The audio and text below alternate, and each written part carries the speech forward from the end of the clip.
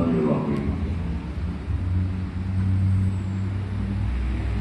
Sayyidina Anas radhiyallahu anhu meriwayatkan bahwa Rasulullah sallallahu alaihi wasallam bersabda, apabila kamu lagi keluar surga, maka lakukanlah yaitu ambillah tambahan sebuah kuasnya. Seorang bertanya, apakah kebun surga itu ya Rasulullah? Jawab baginda sallallahu alaihi wasallam, yaitu majlis zikrullah. Hadis riwayat Ahmad dan Tirmizi.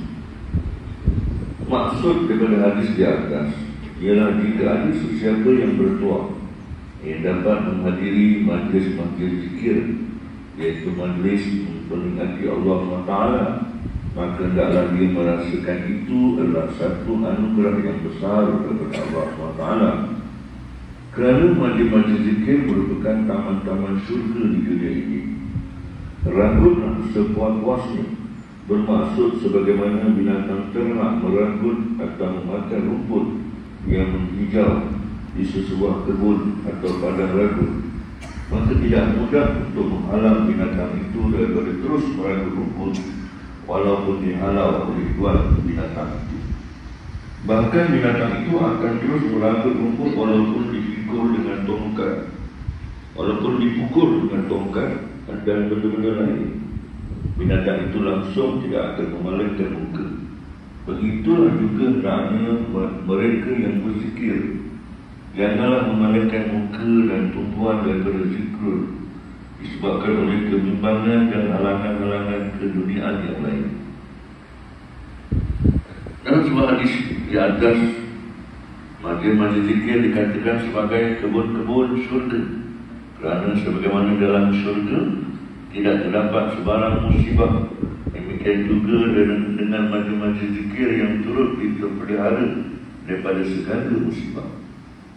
Dinyatakan dalam sebuah hadis bahawa zikrullah adalah penawar bagi hati. Segala jenis penyakit hati seperti takabur, hasad dengki, iri hati, buruk sangka dan sebagainya dapat disembuhkan melalui zikrullah. Diriwayatkan dalam sebuah hadis sahih bahawa Rasulullah SAW bersabda, aku memerintahkan kamu supaya berzikir sebanyak-banyaknya, dan orang yang berzikir adalah seumpama seseorang yang dikejar oleh musuh lalu dia lari dan menyelamatkan diri dalam sebuah kota. Orang yang berzikir adalah ahli majlis Allah SWT. Apakah ada faedah yang lebih besar bagi seseorang yang berzikir berbanding dapat bersama Raja semesta alam? Selain itu, melalui zikrullah, dada seseorang akan menjadi lapang, hatinya akan bercahaya, dan kekerasan hatinya akan hilang. Juga terdapat banyak lagi manfaat yang lain dari segi zahir dan batin. Sehingga 100 manfaat telah diterangkan oleh sebahagian ulama. Seorang lelaki telah mengunjungi Sayyidina Abu Umamah radhiyallahu anhu lalu berkata kepada beliau, aku melihat dalam mimpi para malaikat berdoa untuk Tuhan semasa Tuhan masuk dan keluar, berdiri atau berduduk.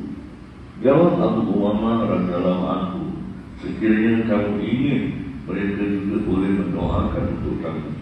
Lalu beliau membaca ayat ini, ya ayyuhalladzina amanu dzkurullaha dzikran katsira wasabbihuhu bukratan wa asila huwallazi yusalli 'alaikum wa malaikatuhu liyukhrijakum minal zulumati ilan nur wa kana bil mu'minina rahima. Wahai orang-orang yang beriman, berzikirlah dengan menyebut nama Allah Subhanahu wa Ta'ala, zikir yang sebanyak-banyaknya, dan bertasbihlah kepadanya pada waktu pagi dan pada waktu petang.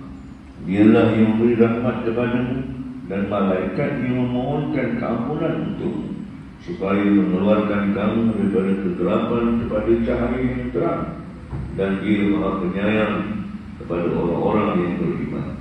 Surah Al-Ahzab ayat 41-43. Ayat-ayat yang tersebut di atas menunjukkan bahawa rahmat Allah SWT dan doa para malaikat adalah hasil daripada zikrullah yang kamu kerjakan. Sebanyak mana kamu berzikir mengingati Allah SWT, sebanyak itulah kamu akan diingat.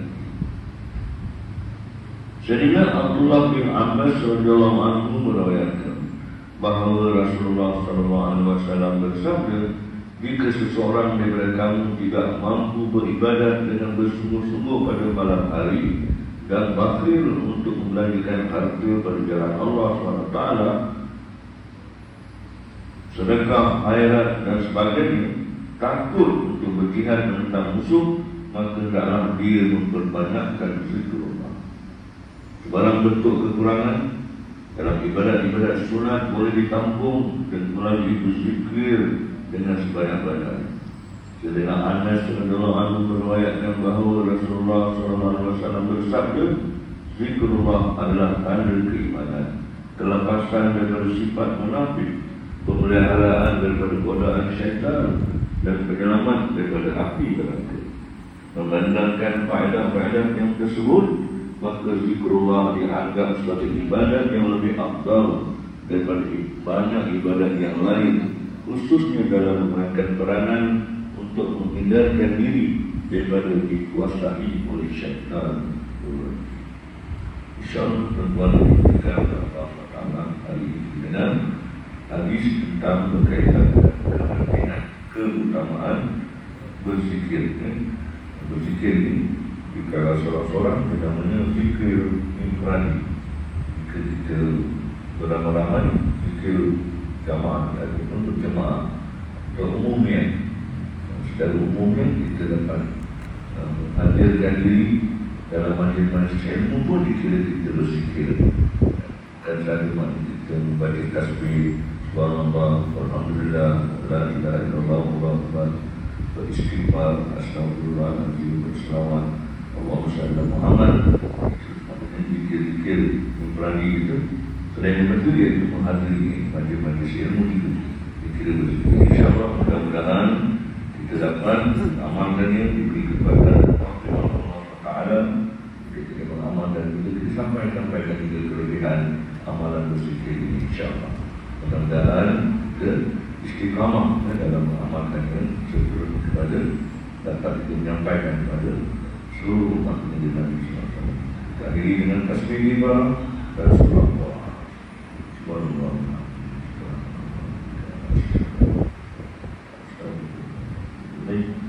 Bismillahirrahmanirrahim. Wal 'ashr innal insana illa alladziina aamanu wa 'amilus shalihaati wa tawassaw bil haqqi wa tawassaw bis sabr.